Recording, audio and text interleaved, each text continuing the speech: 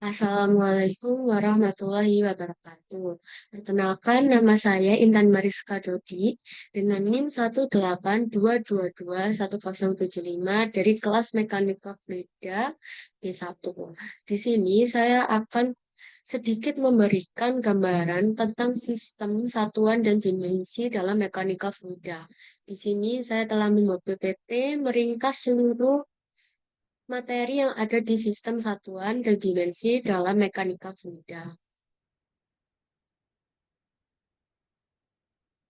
Untuk yang pertama adalah pendahuluan. Nah, di sini ada definisi mekanika fluida, yaitu cabang ilmu fisika yang mempelajari perilaku fluida atau cairan dan gas, baik dalam keadaan dalam hidrostatika maupun bergerak hidrodinamika. Kemudian, ada pentingnya sistem satuan dalam dimensi. Nah, apa sih pentingnya sistem satuan dan dimensi ini?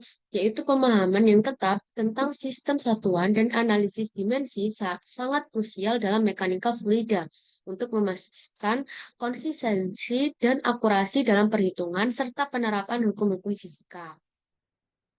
Kemudian kita beralih ke jenis sistem satuan yang digunakan. Nah, di sini yang pertama ada sistem internasional atau SI, lebih umum digunakan dalam mekanika fluida modern.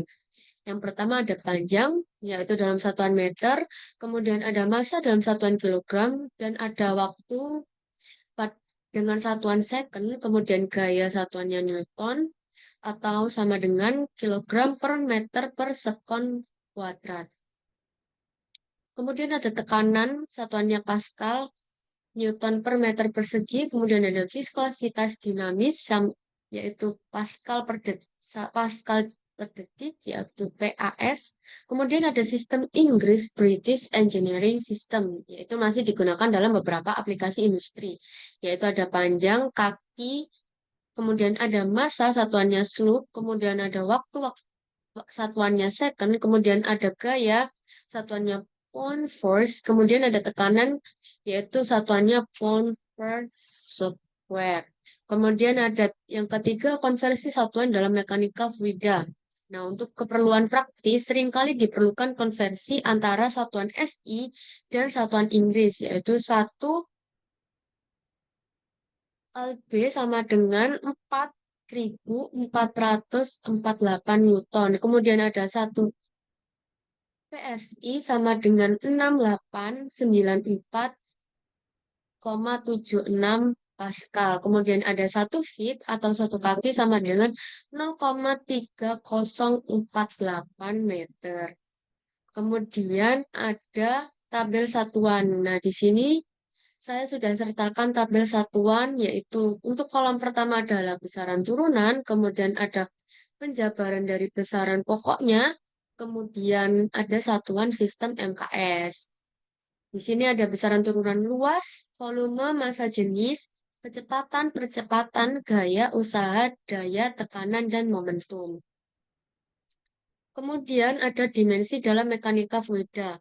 Nah, definisi dimensi ini apa sih? Yaitu representasi kualitatif dari besaran fisik yang menunjukkan bagaimana suatu besaran tersusun dari besaran dasar. Nah, dimensi dasar ini seperti panjang, massa, waktu, dan suhu.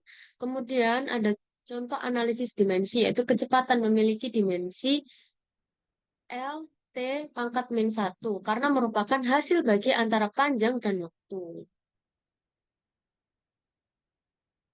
Nah, di sini ada tabel besaran dan dimensi. Nah, di sini ada besaran turunannya, kemudian ada simbolnya, ada satuan SI-nya, dan dimensinya. Kemudian, untuk slide selanjutnya adalah analisis dimensi dalam mekanika fluida. Nah, tujuan analisis dimensi ini apa sih? Yaitu memeriksa konsistensi persamaan fisik, kemudian tanpa dimensi yang mempengaruhi sistem. Kemudian contoh penggunaannya adalah dalam persamaan kontinuitas yang pertama, yaitu memastikan bahwa aliran massa masuk dan keluar dalam suatu sistem adalah seimbang. Kemudian yang kedua adalah dalam persamaan Bernoulli, yaitu menghubungkan tekanan kecepatan dan ketinggian dalam aliran fluida ideal. Nah, di sini ada hukum Bernoulli. Kita pasang.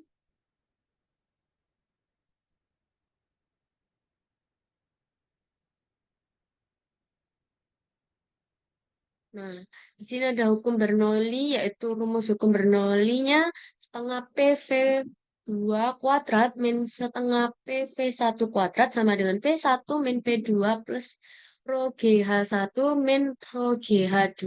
Nah, di sini adalah perubahan kecepatan fluida, perubahan energi kinetik, kemudian P1 min P2 adalah perubahan tekanan statis, perubahan energi potensial fluida. Kemudian yang rho GH1 min rho GH2 yaitu perubahan energi potensial gravitasi fluida. Kemudian terjadi perubahan energi potensial fluida yaitu P1 plus rho GH1 plus setengah PV1 kuadrat sama dengan P2 plus rho GH2 plus setengah V2 kuadrat. Nah, di sini berdasarkan hukum kekalahan energi menjadi P plus rho GH plus setengah PV kuadrat. Ya, sama dengan konstan. Di sini ada keterangannya P itu apa, rho apa, GH apa, dan H apa, dan V apa. Kemudian selanjutnya ada contoh aplikasi analisis dimensi. Nah, studi kasusnya aliran fluida melalui pipa.